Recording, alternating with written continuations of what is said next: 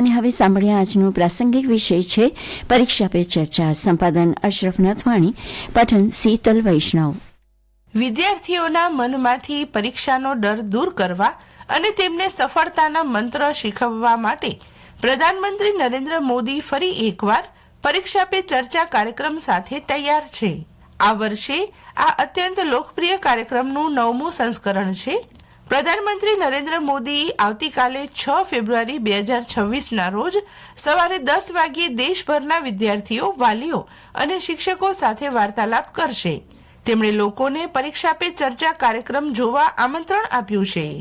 આ કાર્યક્રમ સામાન્ય રીતે દિલ્હીના તાલકટોરા સ્ટેડિયમમાં યોજાય છે, પરંતુ ગયા વર્ષથી તેના ફોર્મેટમાં નોંધપાત્ર ફેરફાર કરવામાં આવ્યો છે.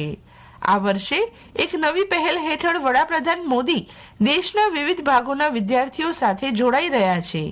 તાજેતરમાં તેઓ દેવમોગરા, કોઇમ્બતુર, રાયપુર અને ગુવાહાટી જેવા શહેરોના વિદ્યાર્થીઓને મળ્યા હતા. આ ઉપરાંત કેટલાક ભાગ્યશાળી વિદ્યાર્થીઓને દિલ્હીમાં વડાપ્રધાનના નિવાસસ્થાન ખાતે તેમની સાથે મળવા અને વાતચીત કરવાની તક પણ મળી હતી. પ્રધાનમંત્રીએ પોતે સોશિયલ મીડિયા દ્વારા ખુશી વ્યક્ત કરતા કહ્યું કે પરીક્ષાઓ નજીક આવતાની સાથે જ પરીક્ષા પે ચર્ચા પાછી આવી ગઈ છે. તેમણે યુવા સાથીદારો સાથેની વાતચીતને તાજગીભરી ગણાવી અને તણાવ મુક્ત પરીક્ષાના મહત્વ પર ભાર મૂક્યો. मैं तो माँ बाप को जरूर कहूंगा, 10वीं 12वीं का टेंशन मत बनाइए, घर में कर्फ्यू मत लगाइए, हंसी खुशी के माहौल में पढ़ते रहिए. परीक्षा हो और नो परीक्षा, घर का वातावरण खुशहाल रखने का प्रयास करना. अच्छा टीचर कौन होता है? टीचर का प्रयास रहना चाहिए कि स्टूडेंट की ये स्पीड है, स्टूडेंट को लेवल पे आकर के अगर बात करता है और फिर आपको पढ़ाई के जो विषय रखने हैं रखो, तो आप स्टूडेंट को हमेशा सफल पाओगे. આ વર્ષે વિદ્યાર્થીઓ પરીક્ષા પે ચર્ચા માટે ભારે ઉત્સાહ અનુભવી રહ્યા છે.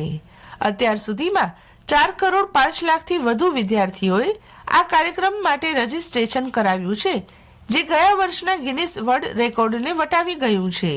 માહિતી અનુસાર આશરે 24,84,000 શિક્ષકો અને 6,15,000 વાલીઓની સાથે 4 કરોડ 19 લાખથી વધુ વિદ્યાર્થીઓએ પણ પોતાની ભાગીદારી નોંધાવી છે.